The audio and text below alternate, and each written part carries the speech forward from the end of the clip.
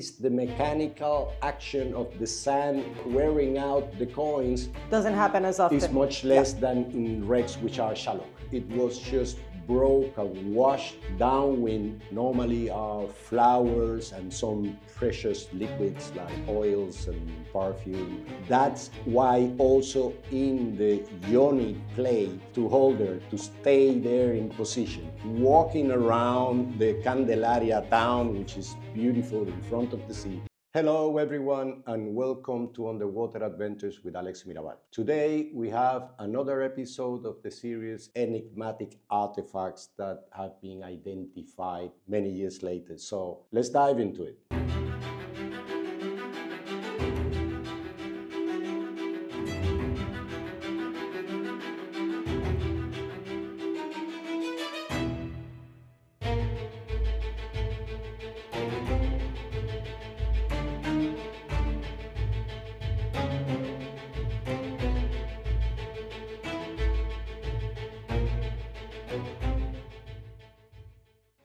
In the year 2007, in Mozambique, during the excavation of the São José, sunk in 1622, I will make an episode on the São José itself, on the wreck, because it has a beautiful story. It was transporting a large cargo of silver coins, and the artifacts that we found in that wreck have been very interesting from the historical point of view and very interesting from the archaeological point of view, and also they were very nice artifacts. It was a very difficult wreck. It was very difficult to excavate and logistically to prepare the excavation and execute the excavation. So I think the ship itself, the São José of 1622, deserves an episode on itself. And it has a very prominent character in our family life as well, the São José. So I think it could be an interesting episode on that front as well. Yes. It's a wreck that has all ingredients to make a nice episode about it. It's one of the wrecks that I have enjoyed more, and it has been more challenging to me. So for this reason also, in the excavation of the São José, we found a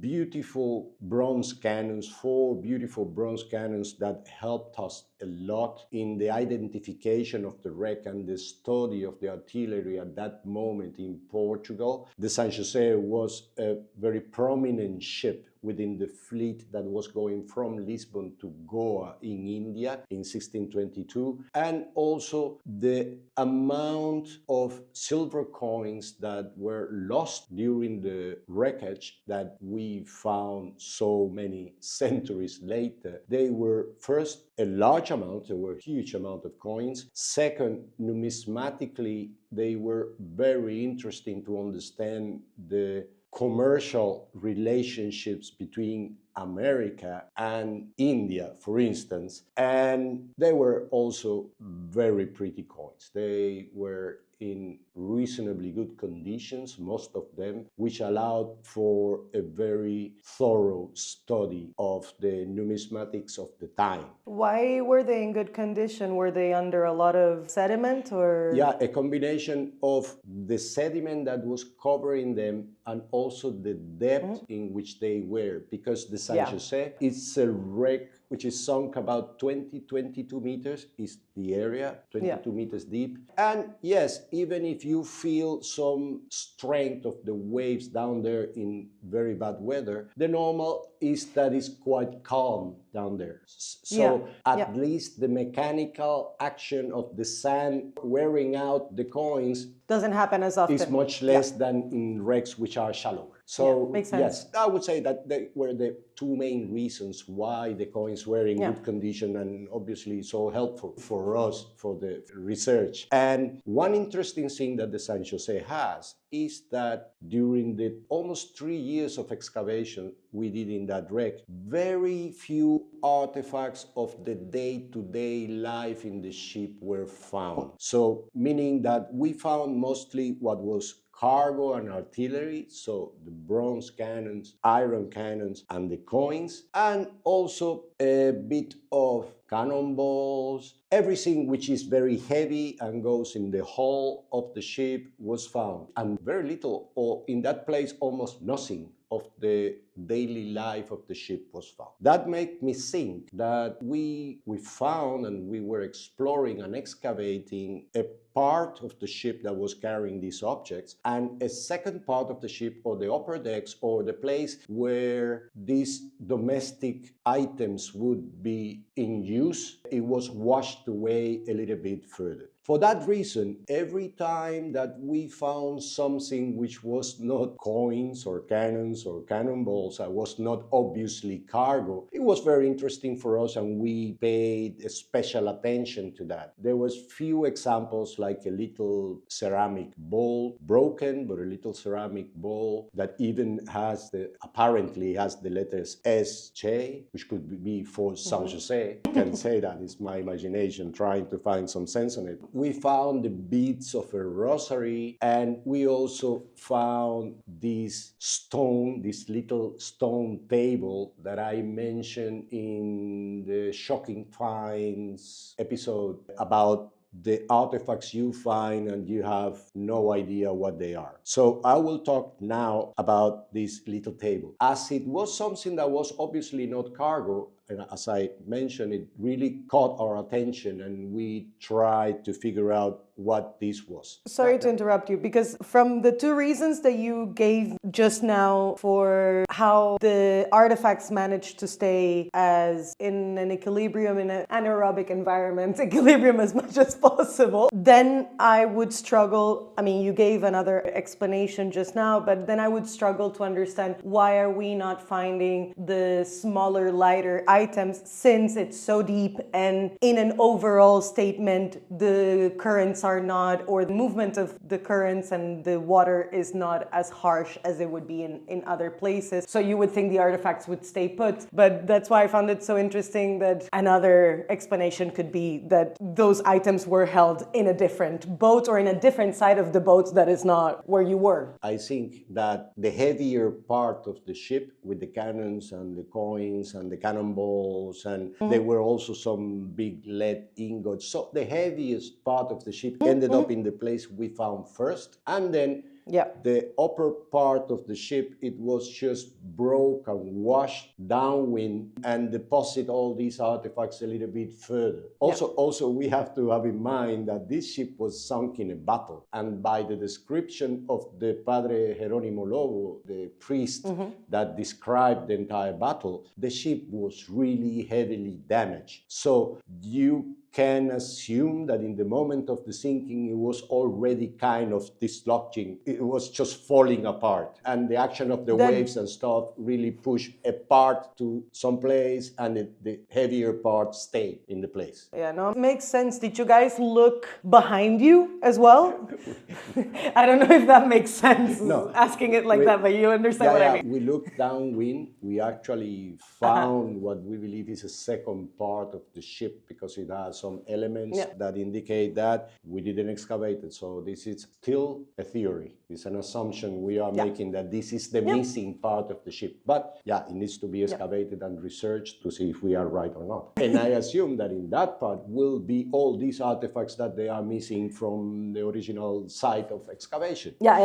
When we found this stone table, let's call it like this, which has an interesting pattern on the top, originally I thought that would be an item used in the domestic part of the life on board, like to press food or olives or something, because it has a pattern in the center, and then it has a little channel to evacuate liquids. And this made me think, okay, we have found half of it, the other half is missing, and the upper part will press these things in the stone, and liquid will come out from here. So we register it as a grindstone or domestic item. We couldn't go much further than that in the classification of the artifact at that time. And ever since, I even mentioned it in the episode of Shocking Finds in the Shipwrecks, because it has always nagged me that this artifact hasn't been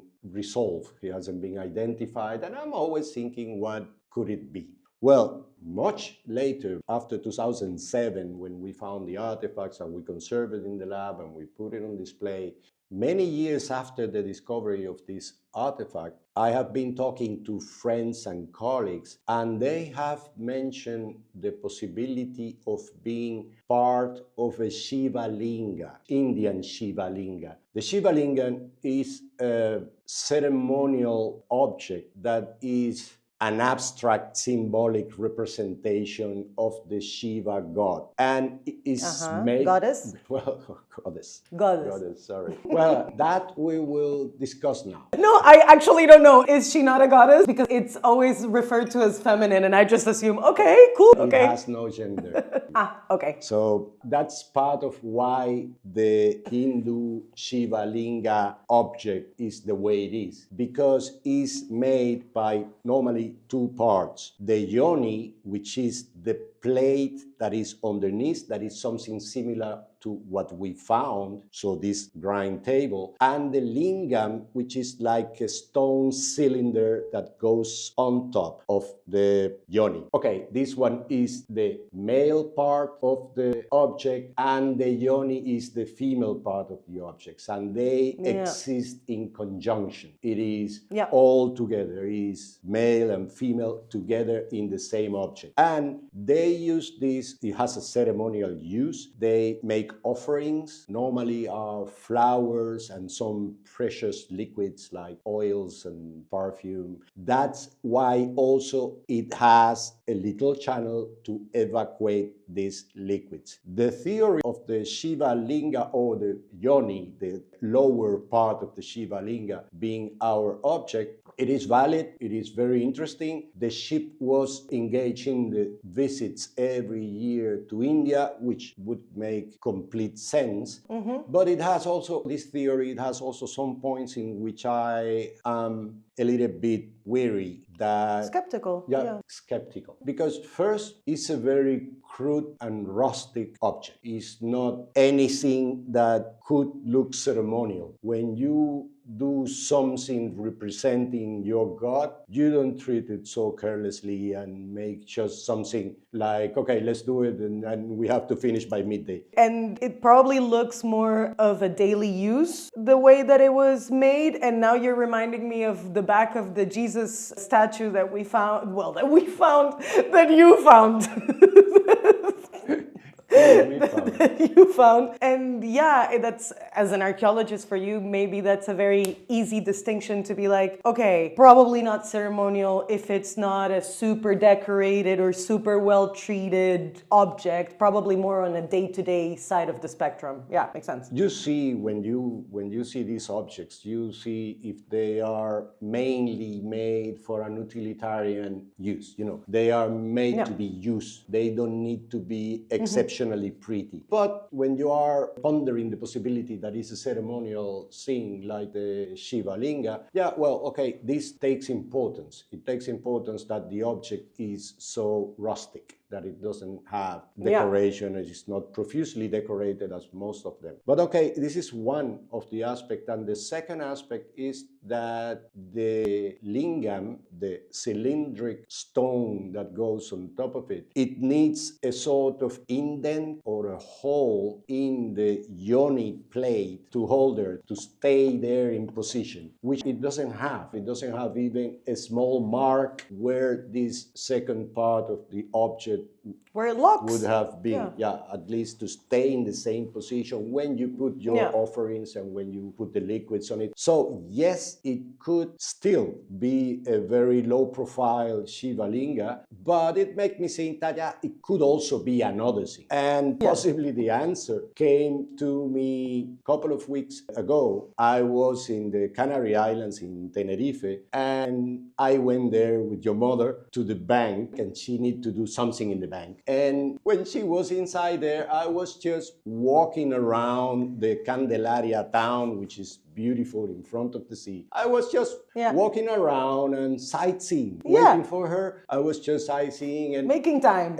Killing time. I saw a small market, and I went to the market to check if there was anything of interest, food, fruits and stuff. It was a food market. And in the market, there was a table which had two of these objects, but really almost exactly the same as the one we found, but these ones made of wood. There were no stone. Almost with the concretion on them. That's how similar they Almost, were. almost with the São José tag. So I obviously spot them and wonder, wow, this is really similar to our grind table. So I went to the woman that was selling them. So I asked them, and she explained me that these are, in Spanish, is queseras. I don't know the term in English, but it's devised to make cheese. So the translation one-to-one would be cheesers. all right. But I don't know if that's a thing. That is just a translation one-to-one. We can just baptize them now with cheesers. And she explained me that they were used to make cheese with an upper part, which is a kind also of a cylinder, in this case, an open cylinder, which in this case is made of brass or any metal. In the past would have been of many other things, including metals as well. And she explained me how they made the cheese there, and that this channel is to evacuate all this liquid that in the process of the fresh cheese is going out. So it made all sense. I mean,